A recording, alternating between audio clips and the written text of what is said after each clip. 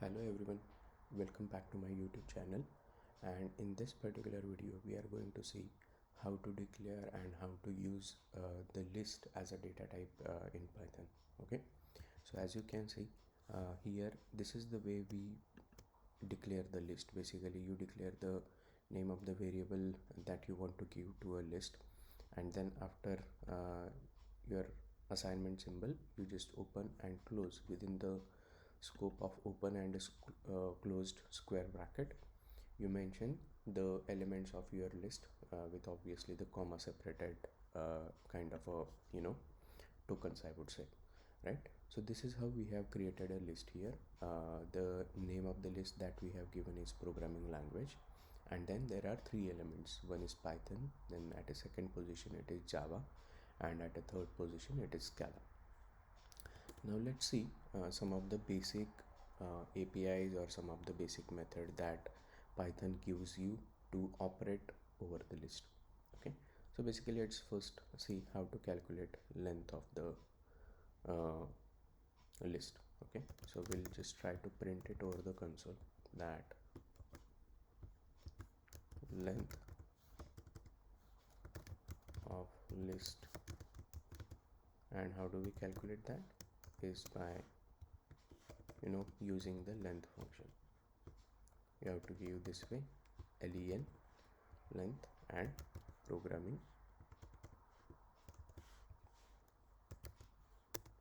language, right? So that's how you calculate the length of a variable. Okay, so here instead of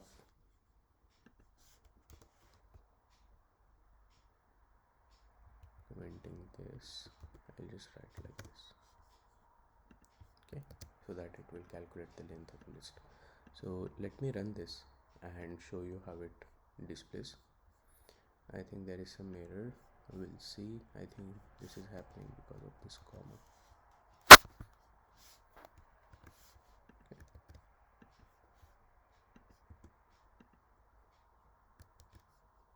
This is also not bad.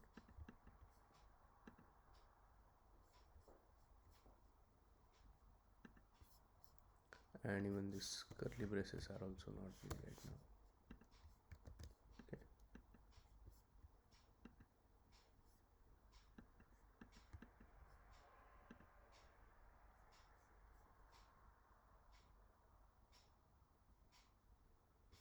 Okay, what it is saying is basically we cannot output this with the length, but that's fine. Let me just run it this way. So as you can see the output, it says the length of this list is 3. So as you can see there are 3 elements, so length of a list is 3. Now as the next part, let's understand how to access the individual elements.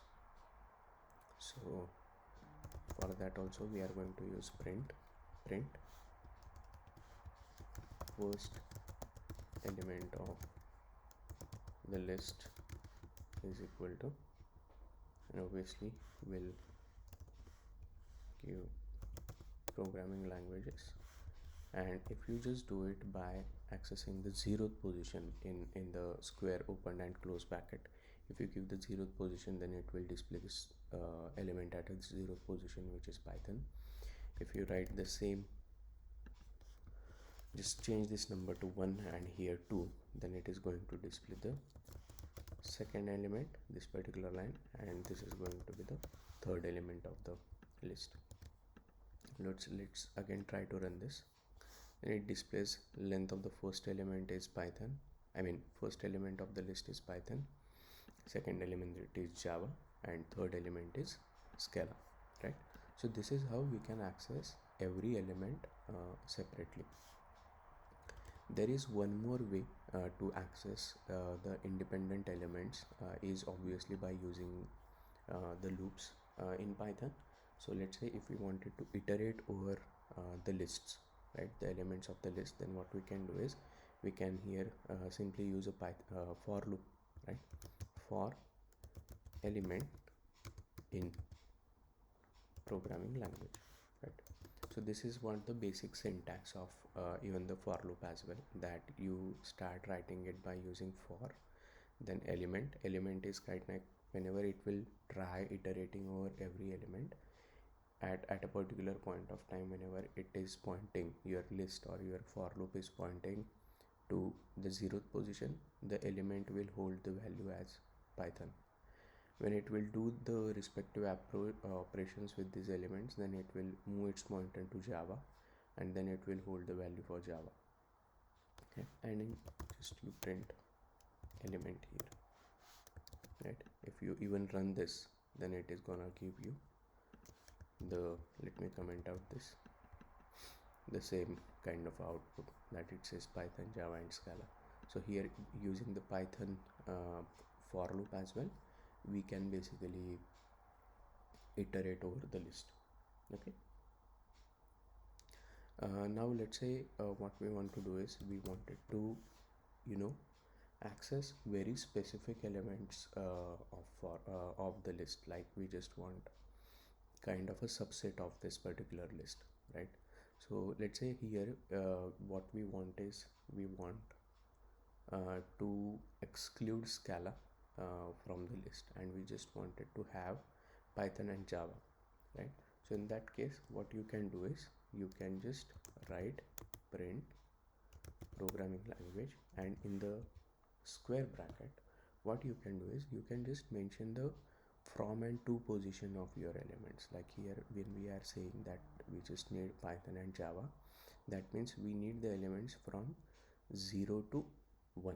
Or maybe if we wanted to exclude Python, then what we can do is we can just say that we just want elements from 1 to 2, which is nothing but your Java and Scala, right?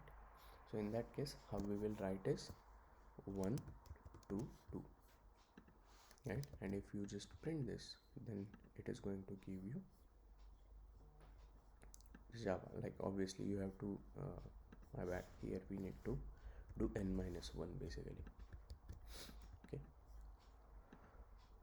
so when we say n-1, it will start from this position and it will iterate through this, but obviously with the entire length of a list.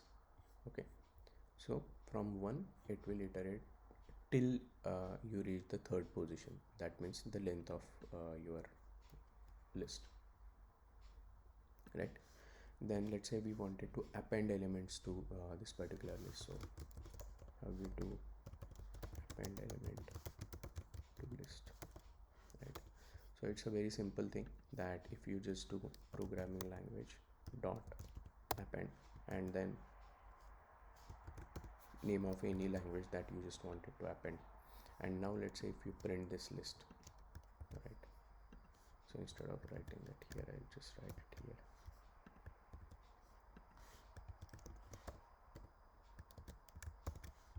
Right, and let's see what it gives.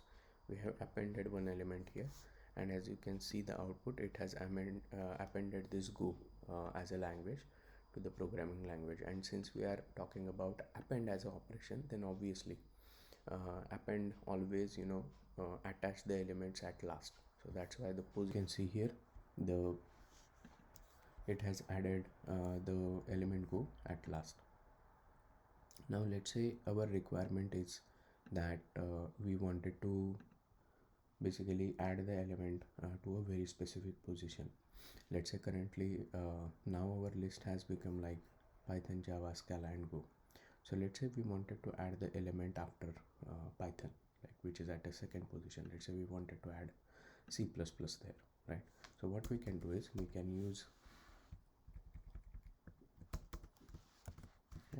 insert element at specific position.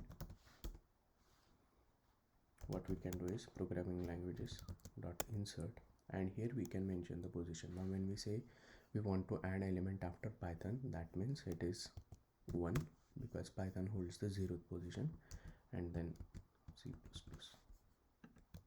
right? Now let's say if we run this particular code, let's see what happens, right?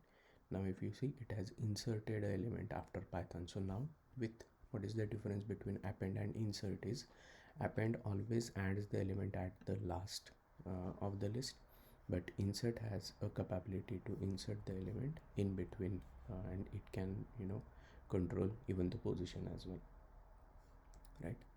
Now on the same lines, if we wanted to sort this particular uh, list, then we have a method for even sort as well, and you just after that you just run it and see. If you see, the list has been sorted now. Earlier we were having the list as like if I print the list before even the sorting. Let me try this.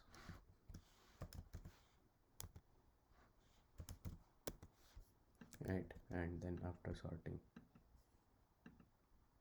so if you see, this is the list which is there in the square bracket is before sorting, and after sort we have this. So all the positions of the list are now based on their ascending order. Basically C++ always, since it is starting with C, will come first, and it will go ahead with that same approach, and then it will last with the scala. So that's how we can sort the elements of the list, right? So sort list, right? So these are some of the important APIs. Then if we wanted to just copy the one list into another list, like let's say we will try creating a list called as languages and is equal to programming languages dot copy, right? So what it will do is it will copy the entire programming languages list into the languages variable, right? So if I just print this,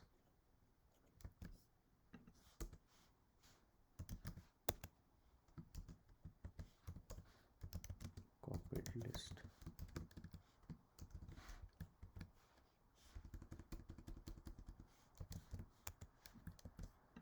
let's see. Now if you see copied list, it is the entire same copy of a list that we have copied here. Okay, so that's how your copy will work. Now next method is, let's say we wanted to clear all the elements from the list. Let's say currently this language list is holding these five elements and we wanted to clear it. So you just do language dot clear, right? And now if you this is before clearing the list, and if I just copy the same thing here after clearing the list, I'll just for now, just to avoid any confusion, I'll comment out all my print statements, and let's try to run this. So it says before clearing the list we were having 5 elements, but now when we executed this clear method on the top of a list, then it has nothing to display basically. So it has, but list the list as a languages is still available. Only the thing is, with the help of clear method, it just actually clears the list, or it makes it empty.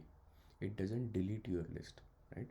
And if you wanted to delete the list, then what you can do is deleting the list is you just do del and name of the list. And now if you, let's say, try to print the elements, then it is gonna give you the error. Let me just printing after deletion, because that no more exists, right? So it says printing itself is not possible because it has deleted the list. Okay, so with this, I hope you have understood the concept of list, and you'll be able to use it in your real-time programming. Okay, thanks for watching this video, and I'll see you in the next one. Thank you.